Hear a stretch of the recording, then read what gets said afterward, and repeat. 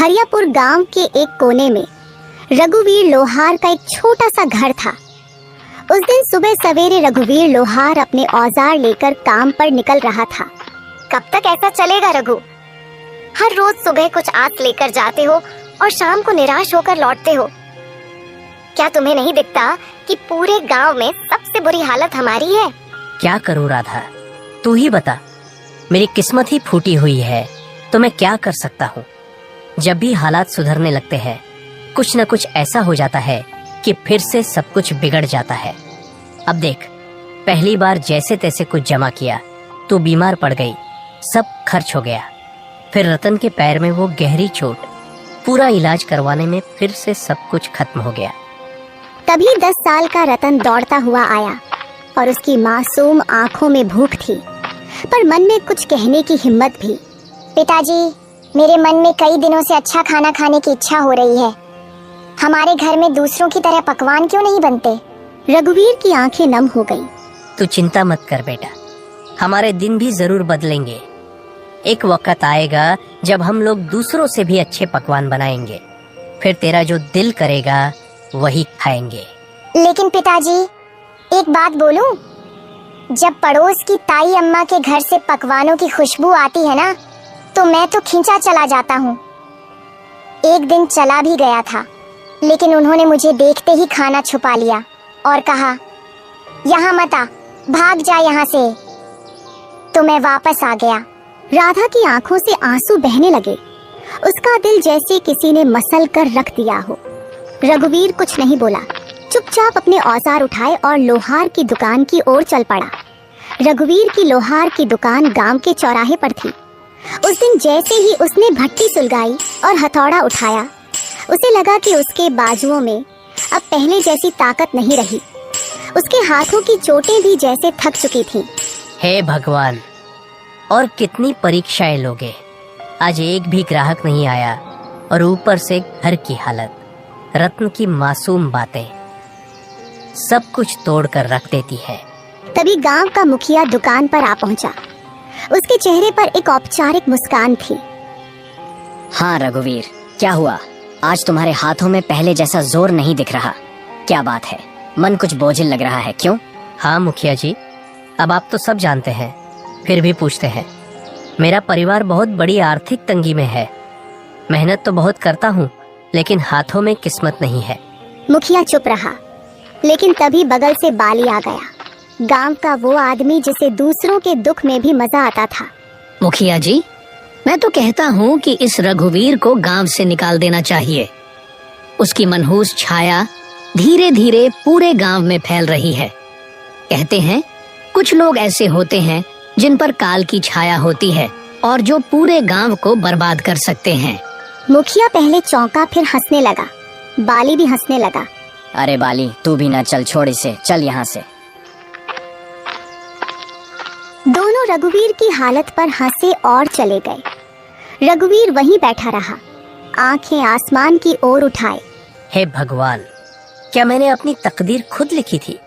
क्या मैंने किसी का बुरा किया है? कभी चोरी, कभी बेईमानी, मैंने कुछ बुरा नहीं किया। फिर मेरे ऊपर यह दुख क्यों आया है? क्यों? मेरे सपनों के दिए बुझ गए, मेरी उम्मीदों के चिराग बुझ गए। धुंध में खो गया हूँ, कहीं से रास्ता नजर नहीं आता। ये तन्हाई कब खत्म होगी? उसकी हथेली से हथौड़ा नीचे गिर गया। उसका हौसला उस दिन भट्टी से पहले ही बुझ गया था। मैं आज भी खाली हाथ जाऊंगा। राधा उम्मीद लगाए बैठी होगी। मेरा तो घर जाने का भी मन नहीं कर रहा। मैं क्या करूं? मेरा बेटा भूखा होगा। शाम को रघुवीर थका हारा अपने घर पहुंचा। उसका चेहरा उदास था। जैसे ही उसने घर में कदम रखा, राधा ने उसे देख लिया। अरे क्या हुआ रघु? आज तुम्हारा चेहरा इतना उदास क्यों है? अरे कुछ तो कहो। रघुवीर की आंखें भर आईं। उसने धीरे से राधा की ओर देखा। अब तो सारे गांव वाले भी मेरी बुरी किस्मत का मजाक उड़ाने लगे हैं राधा। और क्या कहूँ, आज तो दुकान पर एक भी ग्राहक नहीं आया। हाँ, और ऊपर से मुखिया और बाली, वो दोनों मेरी किस्मत पर हंसते हुए चले गए। मैं तुम्हारे लिए खाने के लिए भी कुछ नहीं ला सका। राधा चुप हो गई। उसकी आंखें भर आईं। सुबह जब तुम दुकान जा रहे थे तब मैं भी तुम्हें बोल रही थी, इसमें गलती मेरी भी है। मैं भी कभी तुम्हारे दुख को पूरी तरह समझ नहीं पाई। फिक्र मत करो, भगवान सब ठीक करेगा। रघुवीर कुछ नहीं बोला। वह चुपचाप चारपाई पर लेट गया। उसके हाथ कांप रहे थे, लेकिन आवाज नहीं निकली। अगले दिन सुबह होते ही राधा ने रघु से कहा, रघु, खाने के लिए कोई चीज उधार ही ले आओ। हमारे गांव की दुकान हो सकता है तुम्हें कुछ सामान उधार दे दे। नहीं राधा, मैं कल भी गया था उसके पास। वह पहले अपना पिछला उधार मांग रहा है। अब मुझे उसकी दुकान पर जाते हुए शर्म आती है। मुझे नहीं लगता कि हमारे हालात कभी भी ठीक हो सकेंगे। ऐसा ही चलता रहा तो हमें यह गांव छोड़कर जाना पड़ेगा। गांव में 2-3 लोगों से पहले ही मैं उधार ले चुका हूँ। अब मेरे अंदर इतनी हिम्मत नहीं कि किसी और से उधार मांग लूं। सबको पता है कि मैं उधार लेकर वापस नहीं करता। वापस करूं भी तो कहां से? हमारे पास इतने पैसे होते ही नहीं, जो आते हैं वो लग जाते हैं। हाँ रघु, यह तो है। भगवान पता नहीं किस बात की सजा दे रहा है हमें, लेकिन हमें उम्मीद रखनी चाहिए। हमारे भी दिन एक दिन जरूर बदल जाएंगे। यह बात तो मुझे तुमसे सुनते 10 साल हो गए हैं। आज तक ऐसा दिन नहीं आया। वह चुपचाप घर से निकल पड़ा और सीधा जंगल की ओर चल दिया। उसका दिल बहुत भारी था, आंखों में उदासी थी और कदम जैसे बेजान थे। दिमाग में बार बार एक ही ख्याल आ रहा था, क्या जिंदगी का यही अंत है? क्या मैं अपनी तकलीफों से हमेशा के लिए मुक्त हो जाऊं? रघुवीर आत्महत्या के विचारों में डूबा हुआ गांव की सीमा तक पहुंच चुका था। तभी सामने से मुखिया आता हुआ दिखाई दिया। अरे रघुवीर, आज दुकान नहीं खोली क्या? तुम तो सीधे जंगल की ओर निकल पड़े हो। क्या बात है? अब लोहार से लकड़हारा बनने का इरादा है क्या? रघु चुप रहा। वह पहले से ही उदास था। उसके पास मुखिया को जवाब देने के लिए कोई भी शब्द नहीं थे। चलो अच्छा है, लकड़हारे भी बुरे नहीं होते। कम से कम जंगल में कोई तुम्हारी किस्मत का मजाक तो नहीं उड़ाएगा ना। मुखिया हंसता रहा और चला गया। रघुवीर बिना कुछ बोले जंगल की गहराई की ओर बढ़ गया। रघुवीर अब थक चुका था। उसके पैर जवाब दे चुके थे। वह एक घने वृक्ष की छाया में बैठ गया और आसमान की ओर देखने लगा। मैं मर्द हूं ना, इसीलिए किसी के सामने रो नहीं सकता। अगर राधा और रतन मुझे रोते हुए देख लेते तो उनका मनोबल टूट जाता। इसीलिए मुझे जंगल आना पड़ा। भगवान, तू मेरी कितनी परीक्षा लेगा? रघु उदास होकर आसमान की तरफ देखते हुए बातें कर रहा था कि अचानक उसके कानों में किसी के चीखने की आवाज आई। कोई है तो मेरी मदद करो। वह उठा और इधर उधर देखने लगा। अचानक उसकी नजर एक साधु पर पड़ी जो जमीन पर गिरे हुए थे। रघुवीर तुरंत उनके पास गया। साधु महाराज, आपको क्या हुआ? आप ऐसे क्यों पड़े हैं? बेटा, मैं राज की ओर जा रहा था कि रास्ते में मेरे पैर में जोर की मोच आ गई। मैं गिर पड़ा और तभी से इस सुनसान जंगल में पड़ा हूँ। ये जंगल इतना वीरान है कि यहाँ कोई आता ही नहीं। कई दिन हो गए कोई इंसान नहीं दिखा। मुझे बहुत प्यास लगी है। मेरा गला सूख रहा है। अगर जल्दी पानी नहीं मिला तो शायद मैं बच न सकूं। रघुवीर घबरा गया और तुरंत इधर उधर देखने लगा, शायद कहीं से पानी या कोई मदद मिल जाए। परंतु यहाँ तो दूर दूर तक कोई तालाब दिखाई नहीं दे रहा है महाराज। बताइए साधु महाराज, अगर आपको पता हो कि पानी कहाँ मिल सकता है तो मैं अभी ले आता हूँ। यहाँ से लगभग 2 मील दूर एक तालाब है। तुम मेरे लिए वहाँ से पानी ले आओ बेटा। इतना कहकर साधु ने अपना कमंडल रघुवीर के हवाले कर दिया।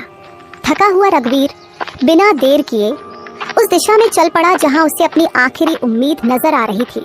जंगल की खामोशी के बीच वह अपनी थकी हुई टांगों के बावजूद तालाब तक पहुँच गया।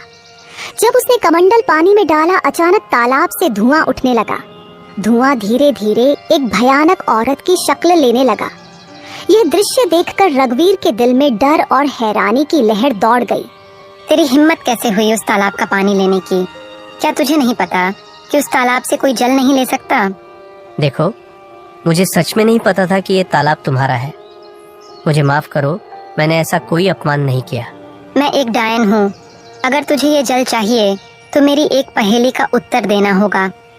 अगर उत्तर गलत दिया तो इसी तालाब में डुबोकर मैं तुझे मार दूंगी। लेकिन हाँ, एक और रास्ता है जिससे तू बच सकता है। तू बिना जल लिए यहाँ से चला जा, न पहेली न मौत। रघुवीर गहरी सोच में डूब गया। एक ओर साधु की प्यास और दूसरी ओर मृत्यु का भय। मैं यहाँ से जल लिए बिना बिल्कुल नहीं जाऊंगा। मैंने किसी से जल लाने का वचन दिया है और मैं अपना वचन नहीं तोड़ूंगा। तो मेरी ये पहेली सुन। एक घर ऐसा जो हर दिशा में खुला हो, जिसके अंदर उजाला हो, पर ना कोई खिड़की हो, ना कोई दरवाजा, ना कोई दीवार हो और ना ही कोई जमीन, फिर भी सब कुछ उसमें समाया हो। बता, कौन है वो? रघुवीर ने कुछ क्षणों के लिए अपनी आंखें मूंद ली। उसकी सांसें तेज और बेकाबू थीं, मानो दिल के भीतर एक तूफान चल रहा हो। लेकिन उसके चेहरे पर एक अनोखा सा सुकून था, एक गहराई से भरा शांत भाव, जैसे वो अपने भीतर की रोशनी से सच्चाई को खोजने की कोशिश कर रहा हो। अंदर से बेचैनी के बावजूद उसके माथे पर एक दृढ़ संकल्प की रेखा साफ नजर आ रही थी, जो ये बता रही थी कि वह हार मानने वाला नहीं है। वो है मनुष्य का मन, जो हर दिशा में खुला होता है, जिसमें उजाला भी होता है और अंधकार भी। ना कोई दीवार, ना कोई दरवाजा, फिर भी उसमें पूरा संसार समा जाता है। डायन कुछ पल चुप रही, जैसे रघुवीर के उत्तर पर हैरान हो गई हो। फिर अचानक वह जोर से हंसने लगी, एक ऐसी हंसी जिसमें हैरानी, गुस्सा और शायद थोड़ी सी खुशी भी छुपी हुई थी। तू पहला योगी है जिसने मेरी पहेली का सही उत्तर दिया है। जा, जितना जल चाहिए ले जा। आज तुझसे मिलकर मुझे प्रसन्नता हुई। रघुवीर ने अपने कमंडल को ठंडे और साफ जल से भर लिया। उसकी आंखों में एक चमक थी, सफलता और संतोष की। फिर वह तेजी से लौट पड़ा। कदमों में जल्दी थी लेकिन दिल में शांति। वह सीधे उसी स्थान पर पहुंचा जहां साधु महाराज निर्जीव से पड़े थे, जैसे उनके जीवन की आखिरी उम्मीद सिर्फ रघुवीर की वापसी से जुड़ी हो। लीजिए महाराज, मैं जल ले आया हूँ। साधु ने जल पीते ही रघुवीर को गहराई से देखा। उनकी आंखों में हैरानी और आश्चर्य साफ झलक रहा था। बेटा, क्या सच में तुमने इसी तालाब से जल लिया है? हाँ महाराज, आपने कहा था और मैंने निभाया। मुझे लगा था कि तुम जल नहीं ला पाओगे, क्योंकि मैं जानता था कि उस तालाब में एक डायन का वास है। जब भी कोई मनुष्य जंगल में आता है, मैं हमेशा उसकी ऐसी ही परीक्षा लेता हूँ। अक्सर मैंने देखा है कि वह मनुष्य डायन के डर से भाग जाता है, लेकिन तुम पहले मनुष्य हो जिसने उस डायन की पहेली को हल किया और मेरे लिए जल लेकर आए हो। इतना कहकर साधु ने अपनी आंखें बंद की और कुछ मंत्र पढ़ने लगे। तभी वहां रंग बिरंगी किरणों के साथ एक सुंदर हिरण प्रकट हो गया। तूने मेरी मदद की है, इसीलिए मैं तुझे यह भेंट देना चाहता हूँ। साधु महाराज, इतना तो मुझे पता चल गया है कि आप कोई चमत्कारी साधु हैं, परंतु मैं इस हिरण का क्या करूँगा महाराज? इसे अपने घर ले जा और अपनी बेटी की तरह पाल इसे। और याद रख, यह हिरण तेरी किस्मत बदल देगा। मैं जानता हूँ कि तू सबसे ज्यादा अपनी किस्मत की वजह से परेशान है, वरना तेरे अंदर कोई बुराई नहीं है। तू मेहनती लोहार है, तेरे मन में कोई लालच नहीं है और तू दूसरों की मदद करने वाला भी है। इतना कहकर साधु वहां से चले गए। रघुवीर ने उस हिरण को सावधानी से उठाया और अपने घर ले आया। हिरण की सुंदरता और चमक देखकर रघुवीर के दिल में नई उम्मीद जगी और उसने ठाना कि उसकी रक्षा करेगा और अपनी किस्मत बदलने की कोशिश करेगा। अरे, ये हिरण आपको कहाँ से मिला? रघुवीर ने सारी कहानी राधा को सुनाई। हमारे घर तो वैसे ही खाने के लाले पड़े हैं। साधु महाराज को अगर देना ही होता तो धन देते। इस हिरण को क्यों पकड़वाया? हाँ, अब साधु महाराज ने कुछ सोच समझ कर ही दिया होगा। उन्हें भी तो हमारी इस हालत के बारे में अच्छी तरह पता था। तभी वहां रतन आ गया। पिताजी, यह हिरण वाकई बहुत अच्छा है। मेरे साथ तो अब गांव का कोई भी बच्चा नहीं खेलता, क्योंकि हम गरीब हैं ना। लेकिन अब मैं इस हिरण के साथ खेलूंगा। इतना कहकर रतन हिरण को लेकर घर से बाहर चला गया और खेलने लगा। हिरण इतना सुंदर था कि जिस किसी की भी नजर उस पर पड़ती उसका मन मोह जाता। अगले दिन जब रघुवीर अपने दुकान पर जाने की तैयारी कर रहा था, तभी गांव का जमींदार उसके घर आ पहुंचा। आप तो जमींदार हैं, मेरे घर पर क्या करने आए हैं? इससे पहले तो आप कभी नहीं आए। भला मुझ जैसे गरीब के घर में आपका क्या काम है? हाँ, बात तो तू सही कह रहा है रघुवीर, लेकिन बात यह है कि आज मैंने तेरे बेटे यानी रतन को एक हिरण के साथ खेलते देखा है। वह हिरण वाह वाह वाह बहुत ही सुंदर था, और तू जानता है कि मुझे जानवरों को पिंजरे में रखने का कितना शौक है, तो मैं वह हिरण खरीदना चाहता हूँ। राधा यहाँ सुनकर चौकस हो गई। वह कुछ कहने ही वाली थी कि माफ कीजिए, मैं वह हिरण आपको नहीं बेच सकता। अरे भाई, मैं तुम्हें इसकी अच्छी कीमत दूंगा। आप मुझे चाहे उसकी कितनी भी कीमत दें, माफ कीजिएगा, मैं उस हिरण को नहीं बेचूंगा। जमींदार क्रोधित होकर वहाँ से चला गया। आपने ये क्या किया? जमींदार हमें इसकी अच्छी कीमत दे सकता था, हमारी हालत कुछ बेहतर हो सकती थी। मैं यह हिरण नहीं बेचूंगा राधा, क्योंकि यह हिरण मुझे साधु महाराज ने भेंट किया है, और भेंट की हुई वस्तुओं को कभी बेचा नहीं जाता। कुछ दिन ऐसे ही बीत गए। रघुवीर और उसका परिवार हिरण से इतना जुड़ गया था कि उसे छोड़ने का ख्याल भी नहीं आता था। फिर कुछ दिनों बाद एक व्यापारी वहाँ आ पहुँचा। अरे भाई, मुझे तुम्हारा यह हिरण बहुत पसंद आया है। मैं तुम्हें इसकी मांगी हुई कीमत दूंगा। यह हिरण मुझे बेच दो। तुम चाहे मुझे कितना भी धन क्यों न दो, मैं इसे नहीं बेचूंगा। अरे, तुम गरीब के गरीब ही रहोगे। तुम सामान्य लोहार हो, समझते ही नहीं कुछ। व्यापारी वहाँ से चला गया। राधा रघुवीर पर गुस्सा हो गई। जब से ये हिरण आया है, तब से हमारा खर्चा और बढ़ गया है। पहले जमींदार को लौटा दिया और अब व्यापारी को भी मना कर दिया। क्यों नहीं बेचा इसे? राधा, न जाने क्यों मुझे इस हिरण से अब एक खास लगाव हो गया है, और वैसे भी साधु महाराज ने कहा था कि इसे अपनी बेटी की तरह पालना। अब ये मेरी बेटी जैसा है, और भला कोई अपनी बेटी या को मांगी हुई कीमत पर बेचता है क्या? खुद सोचो ना।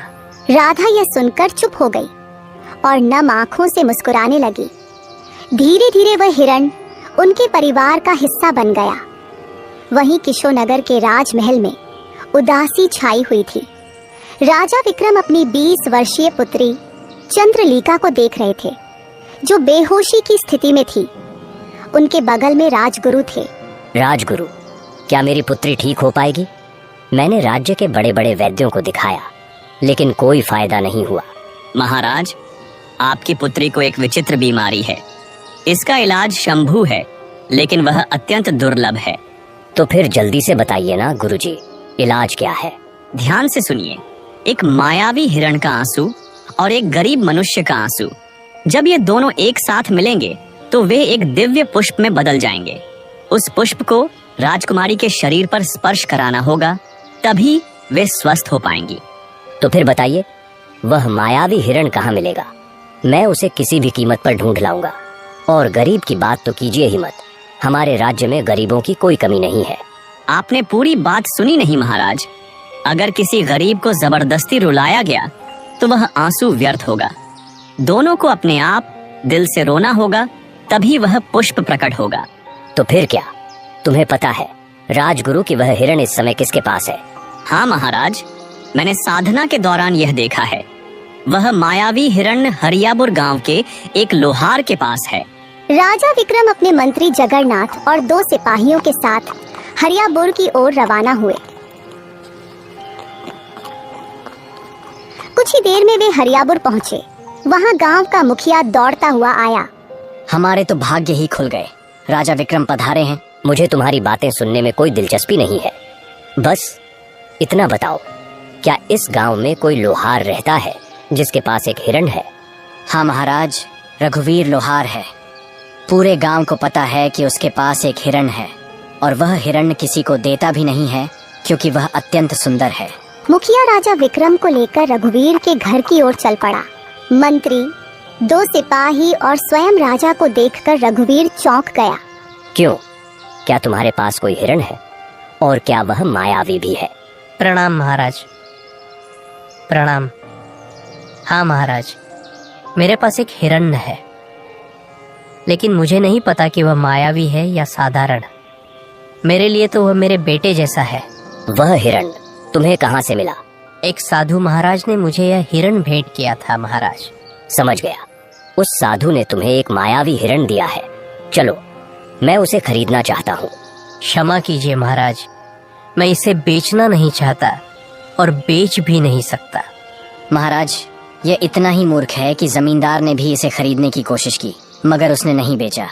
हमारे गांव का सबसे बड़ा व्यापारी महंगी कीमत देने आया, लेकिन फिर भी वह नहीं बिका, और अब उसने आपको भी मना कर दिया है। उसकी हिम्मत तो देखिए। देखो लोहार, मुझे उस हिरण की बहुत जरूरत है। मैं तुम्हें उसकी महंगी कीमत दूंगा, समझ रहे हो ना? महाराज, मैं नहीं दूंगा, क्षमा कीजिए। मैं तुम्हें आधा रात सूप दूंगा, बस मुझे वह हिरण दे दो। नहीं महाराज, अगर आप मुझे पूरा राज भी दे दें, तब भी मैं उसे आपको नहीं दूंगा, क्षमा करें। सिपाहियों, इस लोहार को बंदी बना दो और उस हिरण को पकड़कर महल में ले आओ। चलो। सिपाहियों ने रघुवीर और हिरण दोनों को पकड़कर महाराज के सामने पेश किया। कैसा लग रहा है अब मूर्ख? मैं तुम्हें आधा राज्य देने को तैयार था और तुमने इनकार कर दिया। अब मैं तुम्हें उस हिरण को बिल्कुल नहीं दूंगा। आखिरी बार देख ले इसे, मूर्ख कहीं के। महाराज, मैं जानता हूँ कि आप जो निर्णय लेते हैं उस पर अडिग रहते हैं। बस आपसे मेरी एक विनती है, मैं अपने इस हिरण को एक बार गले लगाना चाहता हूँ। मैंने इसे अपने बेटे जैसा चाहा है। जा, तुम्हें इतनी मोहब्बत है तो जा गले लगा ले इसे। रघुवीर ने दौड़कर उस हिरण को गले लगा लिया। दोनों की आंखों से आंसू बहने लगे और जैसे ही वे आंसू धरती पर गिरे, वहाँ एक नीला फूल खिल गया। महाराज, यही वह फूल है जो आपकी पुत्री को ठीक कर सकता है। राजा विक्रम दौड़कर फूल लेकर अपनी पुत्री के कमरे में गए। फूल जैसे ही पुत्री के शरीर को छुआ, वह होश में आ गई। राजा विक्रम खुशी से राज दरबार वापस आ गए। मुझे माफ कर दो रघुवीर, मैंने अपनी पुत्री के प्यार में अंधा होकर तुम्हारे साथ अन्याय किया। तुम्हारे आंसू सच्चे थे। अब मैं समझ गया कि तुम कितना सत्य बोल रहे थे। तभी वहाँ साधु महाराज प्रकट हो गए। महाराज, यह गरीब लोहार किस्मत का मारा है। उस हिरण को मैंने ही उसे भेंट किया था और मैंने कहा था कि यह उसकी किस्मत बदलेगा। मैं जानता था कि आपकी पुत्री का इलाज उसी मायावी हिरण से होगा, लेकिन वह तभी संभव था जब हिरण पालने वाले की आंखों से सच्चे आंसू निकले, और सच्चे आंसू केवल सच्चे इंसान के निकलते हैं। साधु ने रघुवीर को देखकर कहा, रघुवीर, तुम्हारा काम पूरा हुआ, और जैसा कि मैंने कहा था, यह हिरण तुम्हारी किस्मत बदलेगा। अब समय आ गया है। रघुवीर, हम तुम्हें बहुत सा सोना देते हैं। तुम्हारी वजह से हमारी पुत्री ठीक हो गई है। हम तुम्हारा यह एहसान कभी नहीं भूलेंगे। महाराज, आपकी मेहरबानी है, लेकिन कृपया करके मुझे यह न दे। नहीं नहीं नहीं रघुवीर, यह भेंट है और भेंट को कभी ठुकराते नहीं। आज से तुम मेरे राजमहल में मेरे सलाहकार बनकर रहोगे और मेरे खजाने की रिक्शा का काम तुम्हारे कंधों पर होगा। तुम सच्चे इंसान हो, और हाँ, जिस गांव में तुम रहते हो, आज से तुम उस गांव के जमींदार हो। वह पूरा गांव अब तुम्हारा होगा। रघुवीर पूरी दौलत लेकर अपने घर वापसी की राह पर निकला, जो उसकी मेहनत, ईमानदारी और सच्चाई का अनमोल इनाम था। इस तरह एक सामान्य लोहार अपनी मेहनत और प्यार की वजह से अपनी किस्मत बदलने में कामयाब हो गया। उसका जीवन अब पहले से कहीं ज्यादा खुशहाल और सफल था, और वह अपने गांव के लिए एक मिसाल बन गया।